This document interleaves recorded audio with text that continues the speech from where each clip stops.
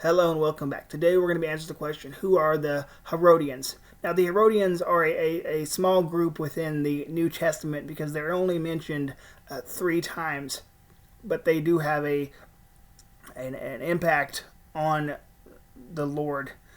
But I want to first bring to your attention the 3 passages that where they're mentioned. The first is Matthew 22:16. It says, "So they sent their disciples," speaking of this Pharisees, "to him," speaking of Jesus, "along with the Herodians. Teacher, they said, we know that you are truthful and you teach truthfully the ways of God. You do not care what anyone thinks, nor do you show partiality." Now Mark 3:6 says, "Immediately the Pharisees went out and started plotting with the Herodians against him, how they might kill him." So here we have the Pharisees and the Herodians coming together for the first time to plot against the Lord, how they might kill him. Now, like I said, they were important for that purpose there because they were part of the first 2 groups that would come together in order to try to find a way to get the Lord Jesus Christ killed. Now, the last mention of the Herodians is in Mark chapter 12, verse 13. It says, "So then they sent some of the Pharisees and Herodians to Jesus to trap him in their words."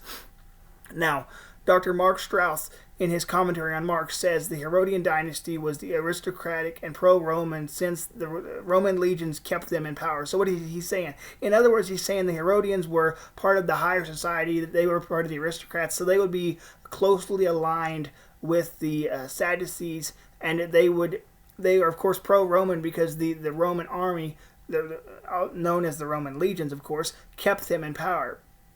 But the question is, why did they do this? Why would Rome have an interest in the Herodians and them being pro-Roman? It's because the Romans were, King Herod was a client king of the Roman Empire. Another way of saying it is, you could think that King Herod was a puppet of the Roman Empire, that the Roman Empire would rule Israel through King Herod.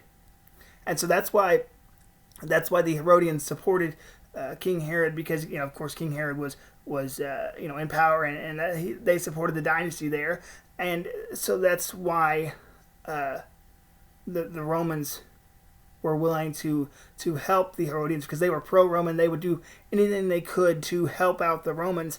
Now, with regards to the area of operations, or I guess in plain language, where they would be at would be, according to the Holman Illustrated Bible Dictionary, it says that they were primarily around Galilee. This is where Herod Antipas ruled from. Now, Herod Antipas was one of the sons of King Herod. Now, with regards to their theological understanding, the Herodians were closely aligned with the Sadducees. I want to thank you for joining me for this episode, and I will see you next time.